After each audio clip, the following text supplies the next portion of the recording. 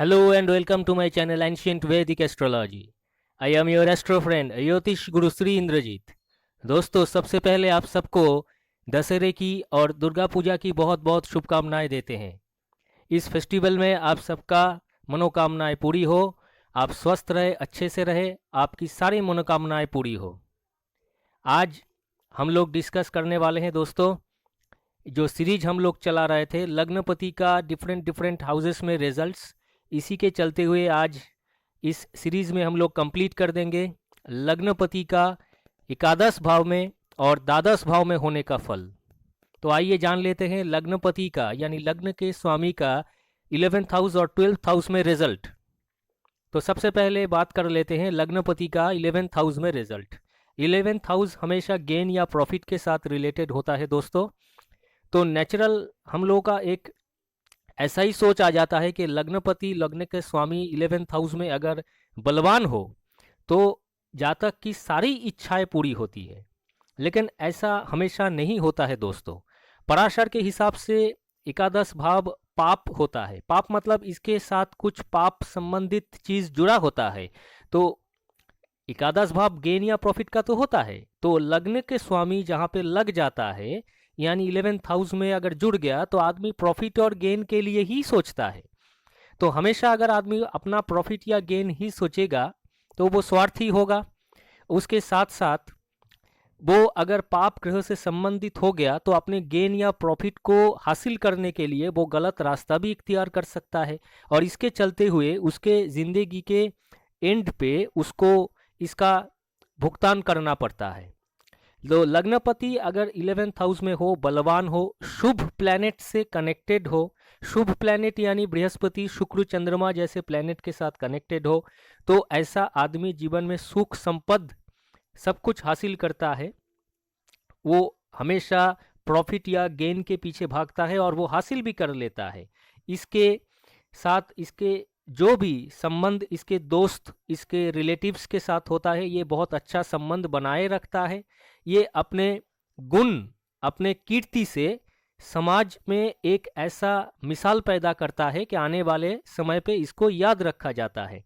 ये ज़रूर अपने पढ़ाई लिखाई में बहुत ध्यान देता है। सीखने में इन लोगों की एक बहुत ज़्यादा रुचि रहती है, क्योंकि लग्न के स्वामी 11th हाउस में होगा तो 5th हाउस में, पंचम भाव में दृष्टि देगा। पंचम भाव होता है उच्च शिक्षा की, बुद्धि, मेधा की। तो अगर लग्न के स्वामी 11th हाउस में होगा तो ये पढ़ाई लिखाई में या सीखने में ज़रूर ध्यान देगा। ऐसे लोग अपने गेन या प्रॉफिट के बारे में तो सोचते ही हैं, साथ साथ ये अपने फ्रेंड्स सर्कल के साथ जुड़े होते हैं। लेकिन यही अगर लग्न के स्वामी रवि हो गया, सन हो गया, यानी सिंह लग्न का कोई आदमी, उसका अगर लग्न के स्वामी 11th हाउस में रवि जाके बैठ गया, पंचम भाव में दृष्टि देगा, तो ऐसा आदमी पढ़ाई लिखाई में, सीखने में अपने बुद्धिमत्ता की बहुत ज़्यादा प्रयोग भी करता है और एक बहुत अच्छा पढ़ाई लिखाई में बहुत अच्छा रिजल्ट भी लेके आता है। लेकिन साथ साथ ये भी याद रखना पड़ेगा कि यही रवि एक पाप ग्रह है, वो 11th हाउस में बैठा है। तो ये जो गेन या प्रॉफिट या सक्सेस की बात हम लोग कर रहे थे, ये इसको 35-36 साल के बाद ही इसको एक्चुअल कामयाबी मिलेगा। चाहे वो कितना ही पढ़ाई लिखाई में अच्छा हो, कितना ही सक्सेसफुल हो, छोटा मोटा सक्सेस उसको मिलता रहेगा, लेकिन अगर 35-36 साल गुजर जाए उसके बाद ही उसको उसके मन मुताबिक रिजल्ट मिलेगा, उससे पहले नहीं मिलेगा। इसके चलते हुए वो हताश भी होगा। वही अगर चंद्रमा लग्न के स्वामी हो गया, कर्कट लग्न या तुला लग्न, शुक्र लग्न का स्वामी हो गया, तो ऐसे केसेस में शुक्र या चंद्रमा अगर लग्न के स्वामी है और वो जाके 11th हाउस में एकादश भाव में बैठ गया, तो कम उम्र में सक्सेस देता है। मन मुताबिक सक्सेस की बात कर रहा हूँ। 25-26 साल के अंदर इन लोगों को बहुत अच्छा सक्सेस मिलता है। ऐसे लोग अपने करियर में बहुत ही कम उम्र में कुछ ना कुछ बड़ा कर जाते हैं। तो जो भी हो, आदमी को देखिए 11th हाउस होता है मन मुताबिक रिजल्ट। तो यहाँ पे जो भी प्लैनेट बैठा है वो कुछ ना कुछ दे के जाएगा। हाँ, कुछ केसेस में बहुत ज़्यादा मिलता है, कुछ केसेस में थोड़ा कम मिलता है, लेकिन 11th हाउस में बैठा हुआ प्लैनेट आपको कुछ ना कुछ दे के जाएगा। हाँ, पाप ग्रह अगर बैठा है, शनि बैठा है, राहु बैठा है, ऐसे प्लैनेट अगर 11th हाउस में बैठा है तो देने से पहले वो कुछ ले भी लेता है। आपके ज़िंदगी से बहुत कुछ लेने के बाद आपको कुछ देता है, लेकिन देगा ज़रूर, इसमें कोई संदेह नहीं है। तो एक बात देख लीजिए, 11th हाउस में प्लैनेट के रिजल्ट ऐसे होते हैं। और भी बहुत कुछ होते हैं, क्योंकि 11th हाउस में बैठा हुआ प्लैनेट आपके 5th हाउस में दृष्टि डालेगा, और भी कहीं दृष्टि डाल सकता है, प्लैनेट के ऊपर निर्भर करता है। तो 11th हाउस में बैठा हुआ प्लैनेट आपको इस तरीके का रिजल्ट देगा। आपको करियर में, आपके रिलेशनशिप में, आपके लाइफ पार्टनर संबंधित कुछ केसेस में ये दुख भी पहुंचा सकता है।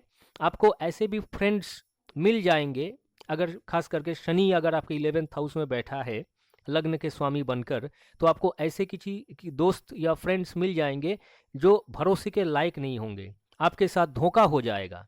खास करके दोस्त रिलेटेड, आपके फ्रेंड्स सर्कल रिलेटेड, आपको लाइफ पार्टनर संबंधित ऐसा कोई मिल जाएगा जो कि आपके साथ धोखा करेगा, आपको ठगने की कोशिश करेगा, तो ऐसा भी हो सकता है। तो ये सब मामले में थोड़ा सतर्क रहिए, और ओवरऑल चार्ट के ऊपर भी बहुत कुछ डिपेंड करता है दोस्तों।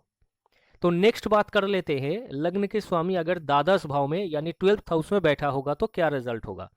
अब देखिए, कहने के लिए बहुत कुछ है। द्वादश भाव आपका व्यय स्थान है, खर्चे का घर है। तो लग्न के स्वामी अगर द्वादश भाव में बैठा है तो आदमी स्पेंड थ्रिफ्ट होगा, यानी खर्चेलू टाइप का, कुछ ना कुछ बेफिजूल खर्चा उसका जिंदगी में आ ही जाता है। और इसका जिंदगी में मनी लॉस यानी पैसे का लॉस उसका जिंदगी का हिस्सा बन जाता है। कुछ ना कुछ केसेस आ ही जाता है जिंदगी में, चाहे वो संतान हो, चाहे पत्नी हो, चाहे खुद की हेल्थ हो, ये सब मामले में कुछ ना कुछ फालतू का पैसा निकल जाता है।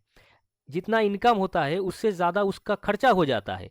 लग्न का स्वामी अगर द्वादश भाव में होगा और किसी मैलिफिक प्लैनेट, राहु हो गया, मंगल हो गया, शनि हो गया, ऐसे किसी प्लैनेट के साथ कनेक्टेड हो, तो हेल्थ रिलेटेड उसका खर्चा सारा जिंदगी भर लगा रहता है।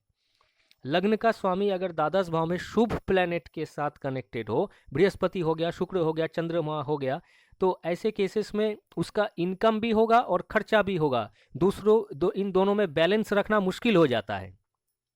ऐसे केसेस में उनका शरीर संबंधित कुछ ना कुछ परेशानी जरूर रहता है, और मन मुताबिक काम ना होने से मन में क्रोध पैदा होता है।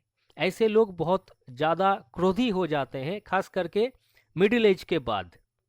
लग्न का स्वामी द्वादश भाव में होगा तो ऐसे लोग अपने ज़िंदगी में शत्रु बहुत हासिल करते हैं, बहुत ज़्यादा शत्रु होते हैं ज़िंदगी में, लेकिन एंड में शत्रु उनका कुछ बिगाड़ नहीं पाती है, ये भी सही है। ऐसे लोग शहर को छोड़कर थोड़ा दूर रिमोट प्लेसेस में रहना पसंद करते हैं, और ऐसे लोग अपने ज़िंदगी में जब बहुत ज़्यादा परेशान हो जाते हैं, मुश्किल करते हैं, ऐसा फील करते हैं कि बहुत ज़्यादा मुश्किल उनके ज़िंदगी में आ चुका है, तो ऐसे केसेस में कई बार इनके ज़िंदगी में आत्महत्या की इच्छा भी जागती है। कम से कम एक बार ऐसा उनका ज़िंदगी में ज़रूर होता है दोस्तों। तो लग्न के स्वामी द्वादश भाव में होने से लग्न का एक्चुअली व्यय हो जाता है, उनका ज़िंदगी में बेफिजूल खर्चा आ जाता है, मन मुताबिक काम नहीं होता है, उनको ज़िंदगी में बहुत ज़्यादा प्रोफेशनल लाइफ में सक्सेस पाने के लिए बहुत ज़्यादा भटकना पड़ता है। ये सब केसेस है दोस्तों। तो लग्न का स्वामी द्वादश भाव में अगर शुभ प्लैनेट के साथ कनेक्टेड हो तो ऐसे लोग विदेशों में जाकर भी, यानी जहाँ पे इनका जन्म हुआ है उससे कहीं दूर देशों में जाकर भी बस जाते हैं और वहाँ पे सक्सेसफुल जरूर होते हैं।